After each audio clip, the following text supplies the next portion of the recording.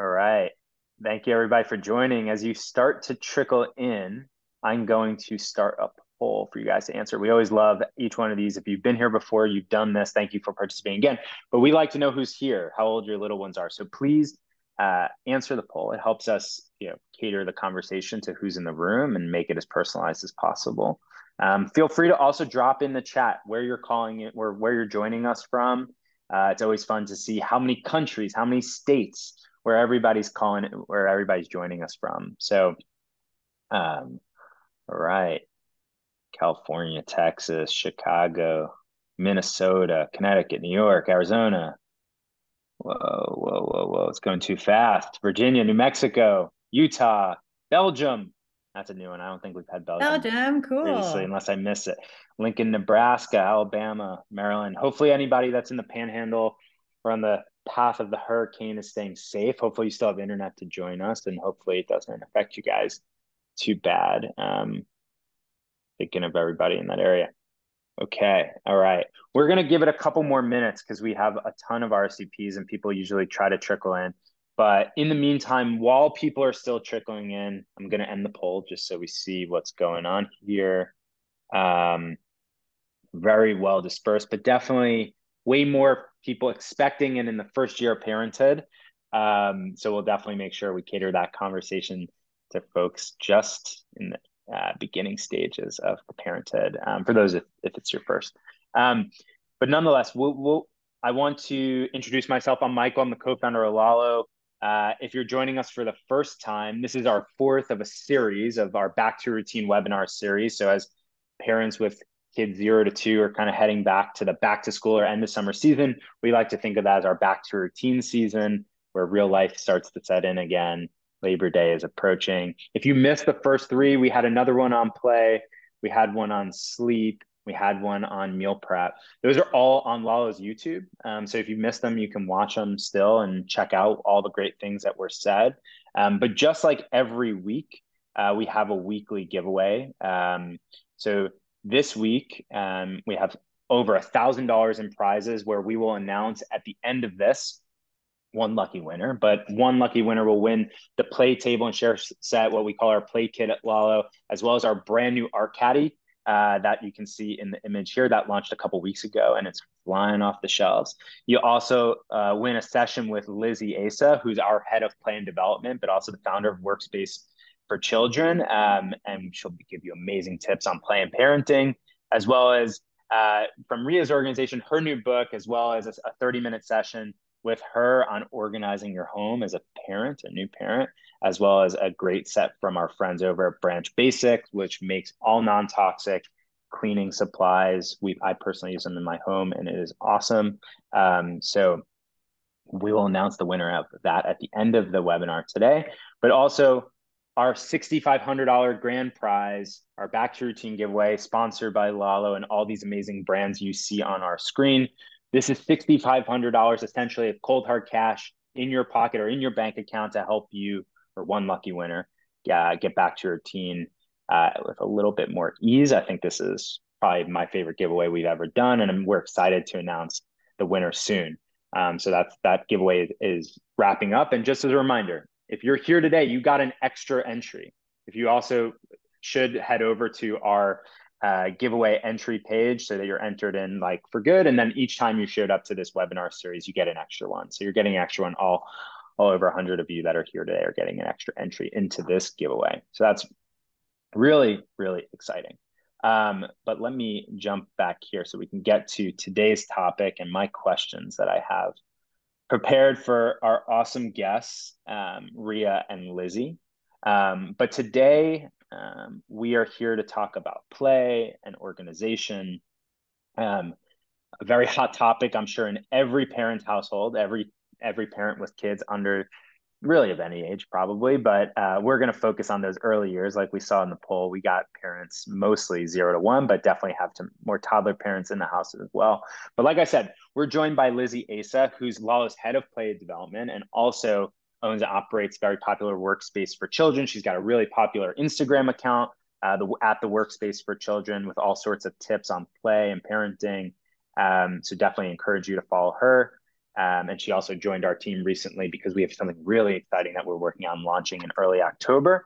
And then Ria Safford, who's the CEO and founder of RíOrganize, and the author of a new book, The Organized Home for New Parents. So thank you guys both so much for being here today. And today we're going to talk about play, as well as what parents and caregivers can do around their home to set it up properly for a child of all ages, to stay organized, avoid clutter, and to make sure it's developmentally appropriate. So let's jump into it. We're going to start with like a little bit of a recap of our first webinar, Lizzie, where we talked all about play at different stages. Can you just like give us a quick, couple minutes or so on just reminding us like the basics of play and the importance of play in a child's development? Sure. So what we mainly talked about, and especially for our expecting parents and our new parents, is that play is essential for all humans. And it can start as early as your newborn baby playing. And we talked really about breaking it down to remember that the definition of play is to do something for enjoyment without having an end goal or purpose. Oftentimes, as new parents and even seasoned parents, we get really wrapped up in the idea that we should be teaching them, we should be asking them questions, and those things are important. But really establishing a culture of play in your home is about just building play into your everyday and remembering that play doesn't need to have an end goal, and really just having fun and trusting yourself and enjoying your little one.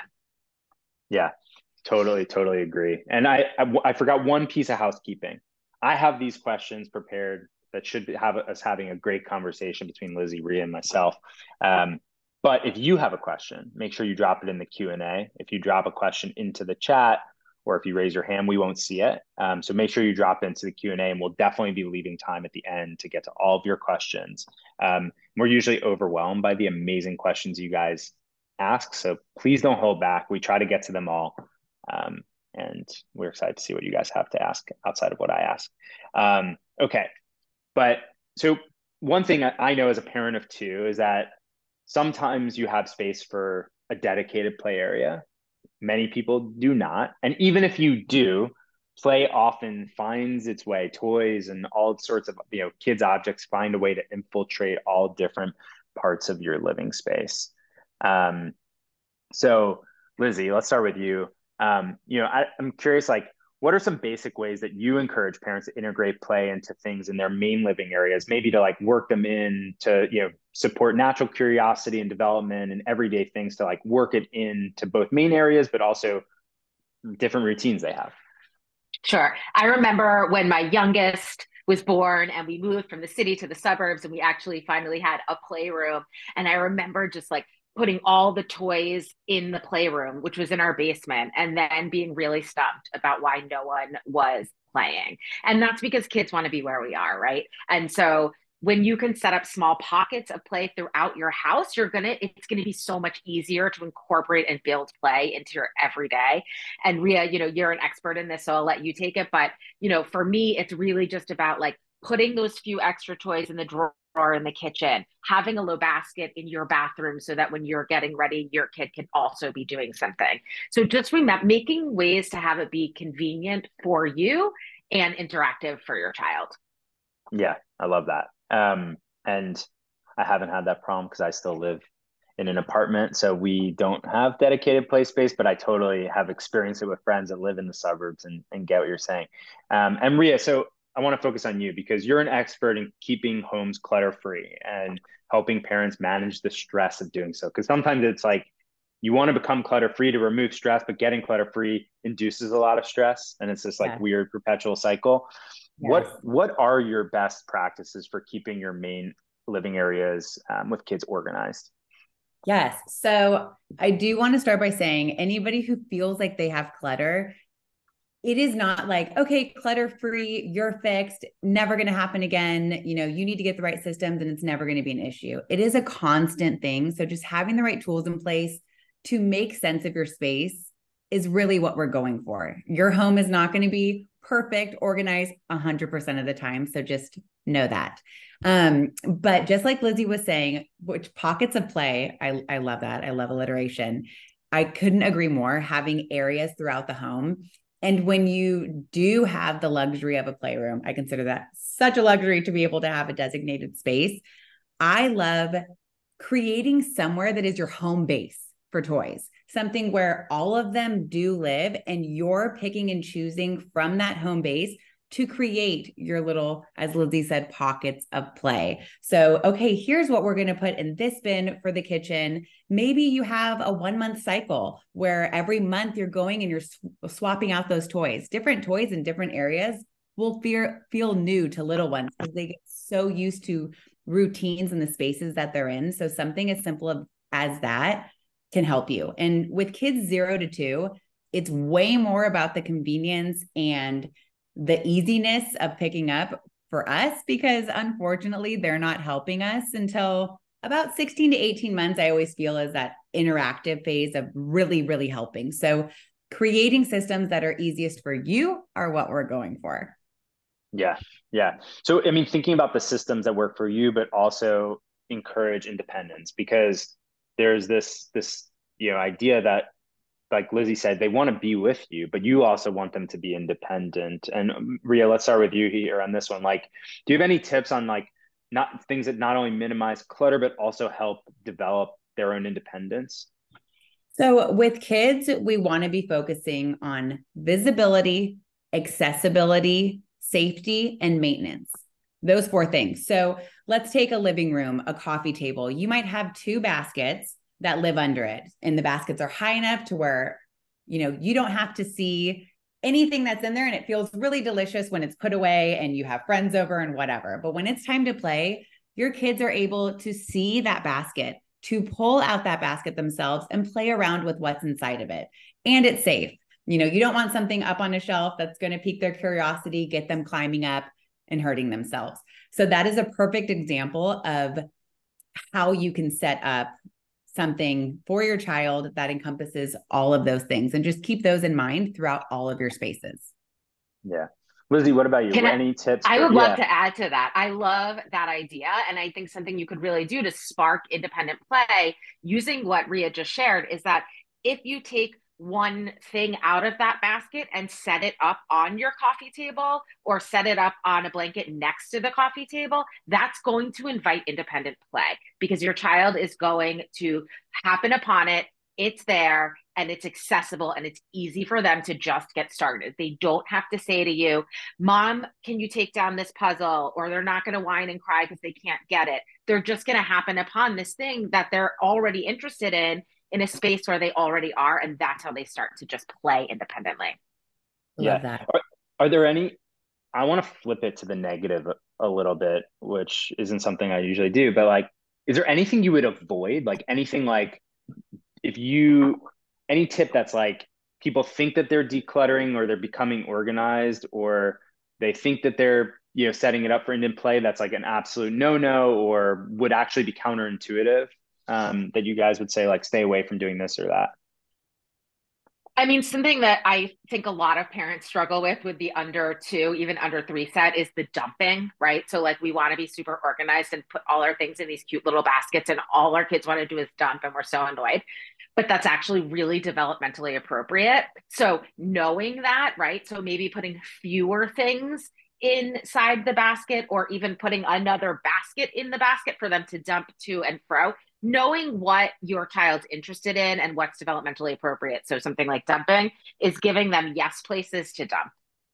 Yeah. Yes, I think I'm so glad you said that, because that is the number one thing I say for this age group is catch-all baskets are your best friend. You are not micro organizing, as I like to call it, when you're taking all these little itty bitty categories and, putting the name labels and putting the pictures. Yeah, right. At this age, they're grabbing a hairbrush, a remote control. Like they're interested in anything that's around them. And so it usually is random odds and ends. And just like Lizzie said, having fewer items is always helpful. And I feel like they play with things longer when there isn't so much distraction. And I feel like to give the negative that I feel like people do are just buying too many things, like wanting to, give your kids the world and any little thing that they want. But it's almost like they get overstimulated by so many things that they're like, oh my gosh, no, thank you. Versus, okay, here are the few amount of toys that are going to be in this area, and they'll play with them longer. Yeah, I agree. And it's good to hear these things that you're saying too, because I'll give people a sneak peek. We're launching toy baskets next month, both a rope version and a quilted version. News to me too. So everybody's getting special by being here. You're getting special intel just from me. We also launched our caddy. So like ways to compartmentalize, but not drive yourself crazy too. Like things don't need to be labeled. They can just be beautiful in the corner, and then let your kid be a kid. Don't like go crazy trying to stifle this. But I think the dumping thing, Lizzie, that you mentioned is really interesting, because the idea of mess is an anxiety provoking thought for a lot of parents. And maybe there's like a reframing of the dumping that makes it not mess, or are there any tips for like how to integrate kids into the cleanup process? Is that even a good idea, or should you just do that yourself? Like, how do you guys think about that? And Lizzie, if you want to kick it off. So if you know you have someone who loves dumping, I would say do dumping as much as you can in places where it's a yes, right? So in the bathtub, dumping, in the backyard, dumping with sand, even dumping in the kitchen, whatever it is. And if mess or dumping is something that really stresses you out, you're so not alone. So I might actually say for that stage, removing the baskets and just putting 3 or 4 items directly on the shelf. So instead of a basket of cars, I might just take a few cars and just put them on the shelf if you really don't want them to dump.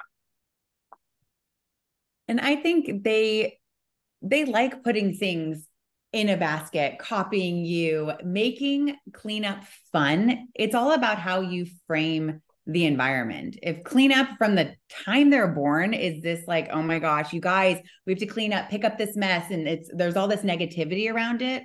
Yeah, okay, I'm not going to want to do that either. I don't like being yelled at to clean, but I put on music and I'm jamming, and it's something as fun as that of making a little playlist of the songs that your child loves, and they're associating that with this fun activity of picking up, even tossing it, pretending your hand's a basket, whatever, making it this interactive, fun thing. They won't even realize that they're cleaning up the house. Yeah. And one thing to add to that is like, even right here on my desk, I have these crayons, and I know if I had, a 18-month-old, they would come right in here and dump this out everywhere. So I would probably, if this was for my little kid, I would probably only have 3 crayons in here.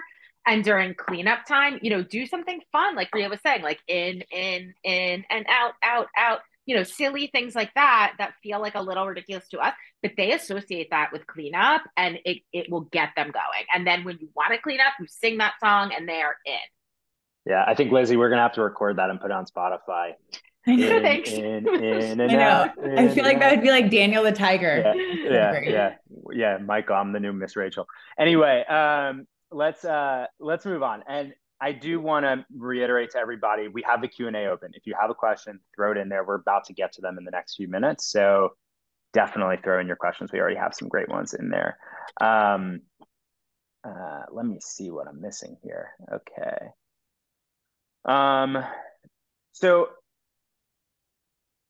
I definitely want to talk about, I want to talk a little bit more about the independence, and I want to talk a little bit about toy rotation, because that comes up, it came up a lot in our first webinar on play, and I've seen it in the chat today. Like,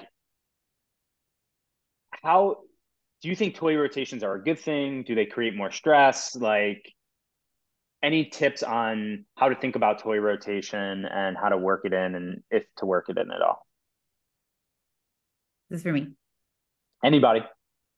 I will jump in on some toy rotation. I actually first discovered toy rotation like 7 years ago when I started organizing for a bunch of new families. And it was like the greatest idea I'd ever seen, because like my kids, all their stuff was just all in one place, which is totally fine too. There's no right or wrong, but it does allow you to give new toys every 2 to 3 months, and make sure, like we were talking about earlier, that there's just an appropriate amount of stuff out for them that they're actually going to want to engage with. Obviously, you're going to want some sort of separate storage areas. If you're like, okay, I have nowhere else to set toys, like these are the toys I have, then just let's deal with the space that you have and make that work for you. But if you do have a storage closet, you need 1 shelf. 2 shelves somewhere under bed. Get creative. You can be putting different categories of toys or toys that aren't age appropriate yet. And I say every 3 months seems to be a good just rule of thumb in general. Seasonal changes, toy changes. Those are my thoughts. I get this question about toy rotation so often. And what I always say to people is that if toy rotation works for you and you have the time and you feel creative when you're doing it, then by all means go all in. And if you don't and you can't and it overwhelms you and becomes another thing on your to-do list, let it go. And I suggest something to people often, which is kind of almost backwards toy rotation, which is to go into your playroom, take a toy out of your playroom and set it up in your kitchen. Highlight one toy where you are, and that's going to get your kids really playing. So you could also do that if you have like storage or whatever. Take one of those toys out, set it up on your bedroom floor, and like while you are maybe having like a, you know, like a little sleep in with one eye open, and let your little one play with that toy on the floor. They're going to be so excited to come into your room and discover that. I love that. I love that. Yeah. Okay. We're going to shift gears to audience questions. We got a bunch here. So the first is from Thomas. And it says, our home is on the smaller side and the baby's room happens to be the largest. We're thinking of setting up a Lalo table and art center in a corner of their room, but have concerns that it may send mixed messages between times to sleep and times to play being in the same space. Thoughts? I think that that's going to be a lot about how you frame it from the get-go. You know, kind of like when lights are on, it's daytime, you know, we're hustling, bustling, mom's vacuuming. And when lights are dim, it's nighttime, it's sleep time. And it's all based on the routine around those times of day. So if that is the best, you know, place to set that up with your, in your child's room, definitely do that. And there's a way, I think, to make it work. And maybe it's not keeping all of the art stuff right by the table to make your child want to play when they're not supposed to be. Maybe it's something where it's designated playtime. Mommy and daddy are grabbing the items when it's time to play, and they understand that that is what triggers the playtime. But I think if you have the space, let's put it to work. Yeah. I love that. I love like using that frame of reference of it's how you set it up and like what your routines are. And somewhere along the line, I remember being a new mom and someone important said you weren't supposed to keep toys in your kids' room. And like, it's just not realistic. It's who has that kind of space, right? And so for me, I think whatever, of course, it's going to be kid dependent. But you know, you do what works for your family. Something I can offer to add to that is as your child gets older is using the language of open and closed. So art is open right now, or art is closed during nap time, you know, and just really teaching that language of like, art is closed, your bed is the only thing open right now, or bed and books are open, toys are closed. So something like that, that's like really clear and practicing with that kind of language. Yeah.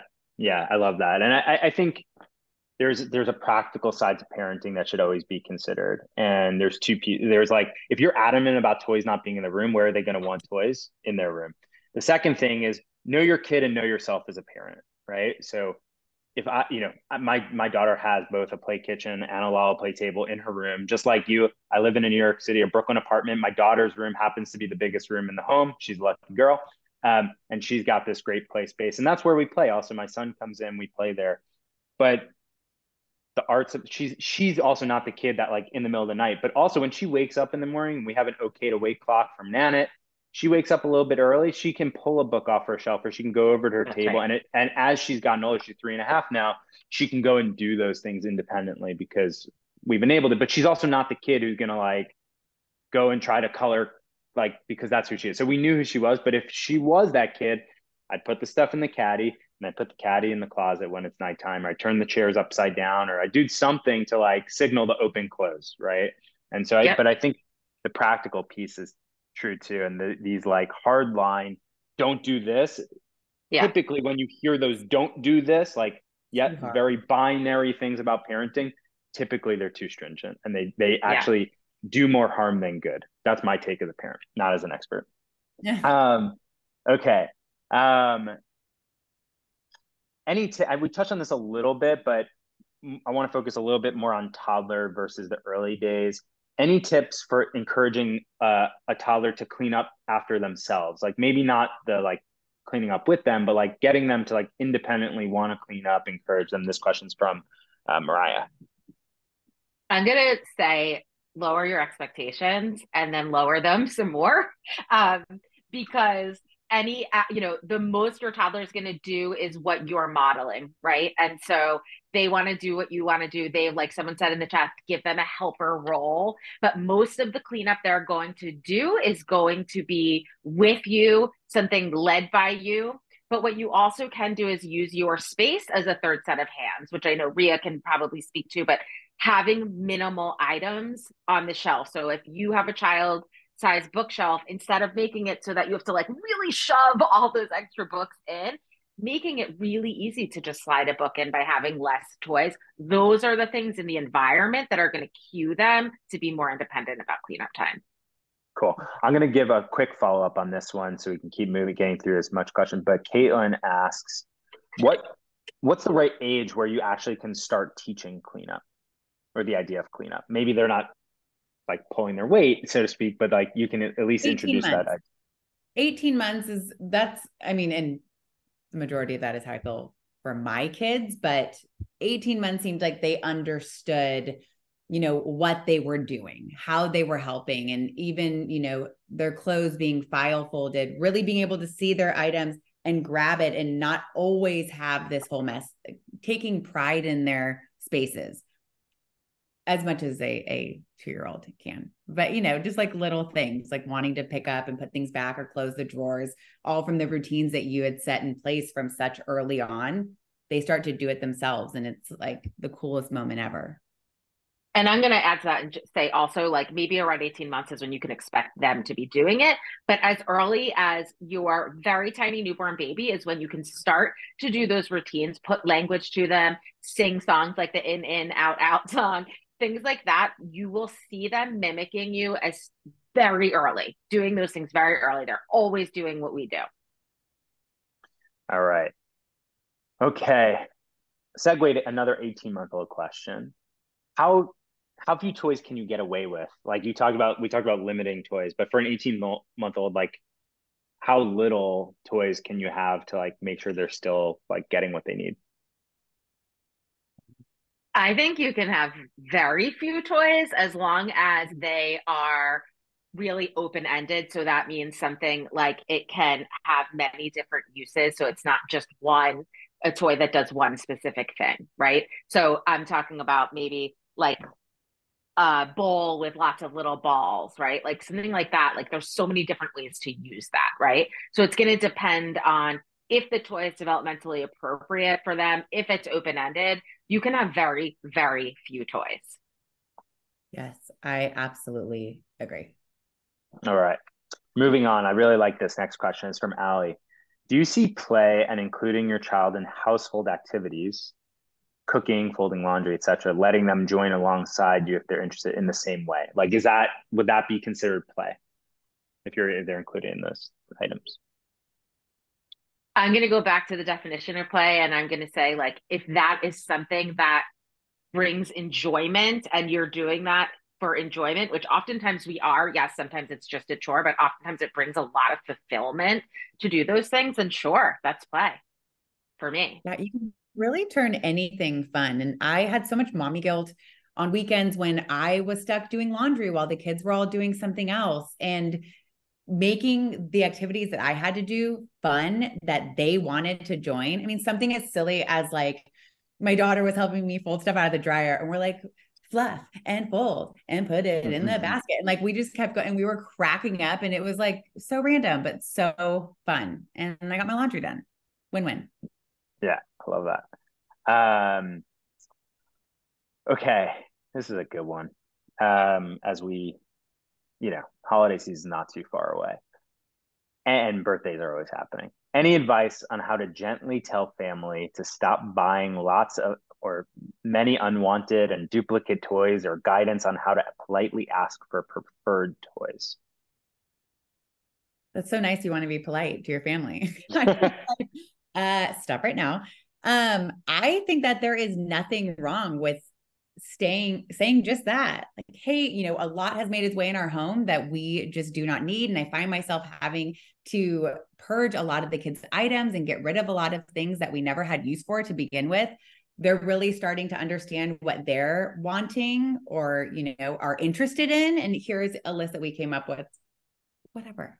I feel like it's totally understandable to do. I started doing that. It's amazing. It's really hard. It's a fine line, right? Because as someone who definitely like curated which toys my kids played with, you know, at birthdays and holidays and all that stuff was hard for me. And I had the most generous in-laws and it was tricky. And I ended up oftentimes kind of suggesting that they buy things, all the things they got joy out of buying them things. So I would encourage them to buy it for them at their house and keep it at their house. Yeah. Keeping their house is a great one. Don't be afraid of hurting someone's feelings if you return it. I think that's another one. Like, get a gift receipt, just return it. Like your kid probably won't know. And if you can keep them from playing from it right away because there's other things around or whatever, great. Or save the packaging, open it nicely, and return it. It's a beautiful thing. You won't hurt their feelings. Birthdays nowadays, and especially as they get into like preschool and kindergarten, like most parents are running on their way to the party, grabbing something just to wrap it, just to say you did. So it's not like they're like, hey, oh my gosh, this, right. I know it's going to mean so much to you. They hardly care what they're giving you. Yeah. Yeah. I think also just like being honest, right? My dad asked me, what should we get Zeke for his birthday? And he's like, we need a bigger car seat. And he's like, really? That's what you want? That's what he wants for. He's like, Zeke doesn't want anything for his birthday. He doesn't know what he wants. Right. We need a car seat. So if you want it, that would be great. Yeah. Anyway, okay, moving on here. And setting up a 529 account. That's a good way to direct people to something. Nice. Okay. Okay, this is from Livy. Any input on how to get other adults, grandparents, dads, to join in fun and playtime? Maybe like parents where it feels, or adults in the kid's life where it feels less natural.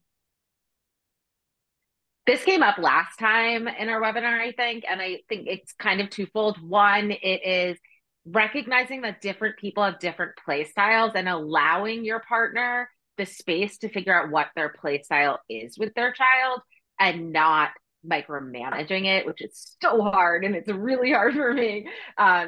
But it's really allowing them to find their own groove. If you want to make suggestions, think about your partner or your spouse and think about what they love. Like, do they love being outside? Suggest they take the baby or the toddler outside. Suggest they just include their child in things that they already love and find a way to get a rhythm with that. They don't have to play the way you play. Yes, that's exactly what I was going to say. Couldn't Awesome. agree. I'm trying to get through here because we have time for like one or two more questions here, and I want to find. We have a lot to get through, so I'm gonna just quickly comb these questions. Speed round, like on. Yeah, exactly. A lot are sort of answered too, which is good. Also, purge before holidays and birthdays. That's a great time to purge, right before the whole hustle and bustle. Yeah. It's like the most people are unfriended on Facebook on their birthday. I love that. That's amazing. Yeah. Okay. Okay. So this is a question about having a toddler and a newborn or a baby. The toddler is absolutely obsessed with everything the new baby brother has been receiving, and sometimes lost all interest in his stuff or his toys. Any like way to balance that like older younger sibling, and like, is that a problem? Like, how do you navigate that? I feel like Lizzie. Oh, I can take it. I just felt like I was jumping in too much. No, I love it. Yeah. So, I mean, I would say if it's a toddler and a baby, I would absolutely allow the toddler to sort of dominate the baby's toys, if you will, right? Because the baby doesn't know any different, right? I'm talking about like a newborn baby. And it's just a way to include your toddler to have them feel more powerful. It's just another way to do that. It's not taking anything away from your baby. In fact, it's going to add to it, because the more the toddler plays with it, the more the baby is. And I think also, again, saying things like, wow, you really know a lot about playing with these baby toys because you're really growing up. It's okay. They will go back to their older toys. It's okay for them to play with the younger toys. Okay. Last question, or last-ish question. This is from Rawan. Asked, they're trying to organize. They try to organize toys by the type of play. So like imaginative play stuff goes here, puzzle stuff in here. Does that make sense? Is that helpful? Does it make play easier, or is it too rigid? If your child isn't thinking of your toys in that way and only you think of the toys in those categories, then it might make for just not as much like syncedness between the two of you, because you might want everything back exactly where it was, but that's not how they saw it. So I think being sure that you guys both understand the categories the same way would definitely be the most helpful, and kind of creating categories off of what your child plays with and how they play with it. But if it helps you and when you're the one picking it up, that's really what matters. And for little ones, it's on you for a while.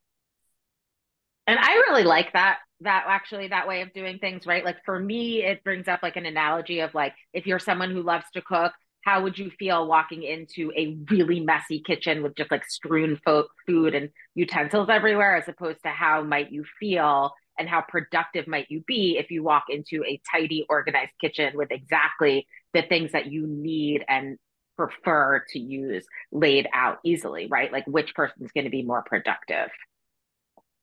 Awesome. Okay. So this has been an awesome conversation. There are two questions here that are kind of Lalo specific, so I'll quickly answer them. The first was, is Lalo having more webinars? I love to hear that question, because we definitely are planning on having more Zoom webinars. We have our next one, which is our quarterly Starting Solids 101. That's coming up in, I think, like 2 weeks, September 14th. So keep an eye out for that if you're in the process of starting solids or have a newborn or expecting. It is awesome. We cover everything, the basics of starting solids, and all the major anxiety points. So think choking, allergies, etc. We touch on all that stuff. So definitely join us for that. And if there are any more topics you want to hear us do Zoom webinar, put it in the chat. Let's get a little running list of other types of webinars you'd like to see from us. The second is, there's a question. Thinking regarding play, and this is from Jill. Thinking regarding play and safety, we're hoping to include kiddo in the cooking process once they're able. Is Lalo going to continue to expand your product line to make something like a toddler for kids to be able to safely access the counter or higher areas? We may or may not be coming out with a toddler, and I encourage you to be on our mailing list. That is my answer. But we have a lot of really, really exciting products in the works, and giving us feedback like that helps us decide what products we come to next. So the Art Caddy is one, our giant coloring sheets, our new colors that we just came out with in our tableware, our storage bin. Those are all because of surveys we've done with our customers and our community, and getting feedback from people like you, Jill. So any ideas you have, DM us on social, comment them here, email our team, chat us. We're always listening, always available. And then when we put out our application for our Lalo Fam Council, which is our customer council, we open up a couple times a year for new applications. That's a great time to give your feedback as well. And we typically accept 10 to 15 people every time we open that up. But we also have a lot of other exciting things coming. I encourage you to keep your eyes peeled on September 7th. There's something really exciting coming then around a new movie that's coming out. We also have a really, really, really exciting launch coming October 4th that Lizzie and I have been working very closely on together. A lot of what we talked about here today. So if you want, put a little guess in the chat what we've been working on. I'd love to see how many of you can guess it right. And I think you'll all be really excited to see what we've been working on. And other than that, another place to see it is definitely follow us on Instagram @Lalo. That's usually the best place to check it out. And then lastly, before we wrap it up, I want to announce today's giveaway winner. And when I call your name, just click the raise hand button to let us know you're here, because in order to win, you have to be here. Otherwise, we have a runner-up selected. But the winner is, oh, Seema, nice try. But the winner is Sarah Seaman.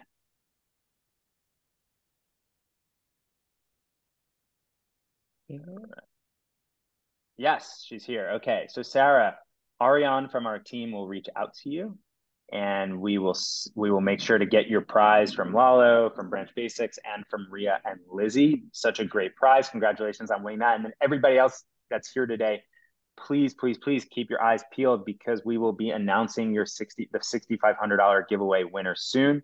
I know it feels like the lottery, and you may not want to tell friends to enter because you don't want to worsen your chances. But by being here today, you already have more chances than any friend. So, but please spread the word, because if it's not you, it might as well be a friend. And it may still be you. So a couple more days to enter that giveaway. We're going to be really excited to announce that. And then thank you all for joining our Back to Routine webinar series. This was our last one, but we are going to be back with more webinars, like I said, on September 14th with our starting solids. And thank you to Lizzie and Ria for joining us today. And everybody have a great evening. Bye. Bye.